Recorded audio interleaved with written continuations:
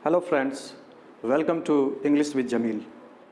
आज मैंने कुछ ऐसे फ्रेजेस का सिलेक्शन किया है जो स्पोकन इंग्लिश में काफ़ी ज़्यादा फ्रीक्वेंटली यूज्ड है। We use them frequently in our spoken English and मुझे आशा है कि यह आपके लिए काफ़ी उपयोगी साबित होगा। अगर आप हमारे चैनल पर नए हैं तो काइंडली हमारे चैनल को सब्सक्राइब करें ताकि आपको इस तरह की वीडियो समय पर प्राप्त हो सके। तो चलिए हम लोग शुरू करते हैं। स्पोकन इंग्लिश में इन तरह के जो फ्रेजेस होते हैं वो आम तौर से यूज़ किए जाते हैं। अगर आप पूरी तरह इंग्लिश नहीं भी बोल रहे हो, अगर आप इन चीज़ों का इस्तेमाल अपने हिंदी कन्वर्सेशन में भी करेंगे तो आपकी जो कम्युनिकेशन है वो काफ़ी अट्रैक्टिव हो जाएगी। तो आइए हम लोग देखते हैं। पहला है इन माई व्यू या इन माई ओपिनियन। व्यू या ओपिनियन, तो व्यू या ओपिनियन का मतलब होता है दृष्टि, नुक्ते नज़र, या जिसको हम लोग ख्याल बोलते हैं। तो हम लोग इसका इस्तेमाल बड़े ही इंटरेस्टिंग वे में करते हैं। जैसे कहते हैं कि in my view this institute is providing quality education to the students. In my view to speak English is very important for all the students.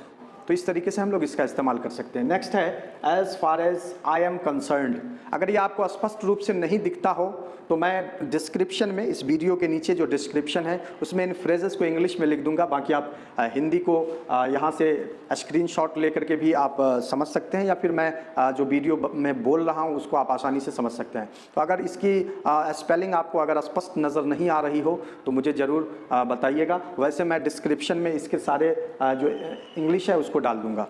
तो मैं बता रहा था as far as I am concerned. As far as I am concerned का अर्थ होता है जहाँ तक मेरा सवाल है, जहाँ तक मेरी बात है।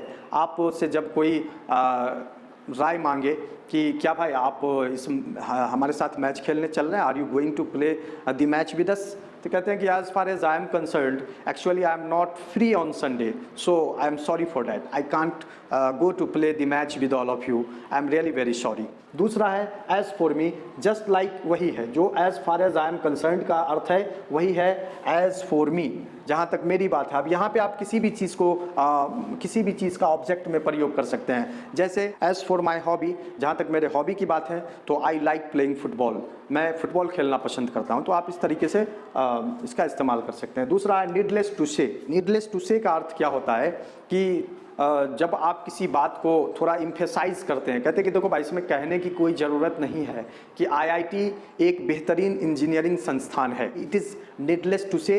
वैसे स्पोकन इंग्लिश में आप इट इज़ का प्रयोग ना भी करें तो नीडलेस टू से इसमें कहने की कोई ज़रूरत नहीं है कि अमिताभ बच्चन बॉलीवुड के एक जाने माने एक्टर हैं। Needless to say Amitabh Bachchan is a famous and talented actor of Bollywood.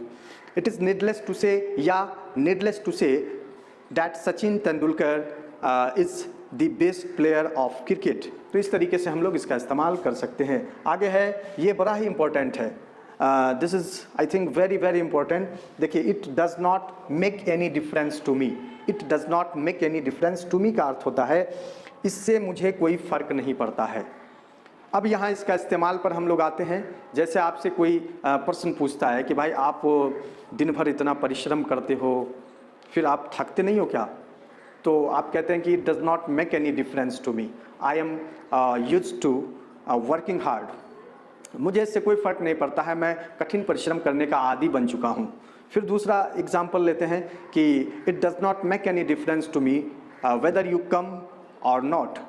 इससे मुझे कोई फ़र्क नहीं पड़ता है चाहे तुम आओ या ना आओ।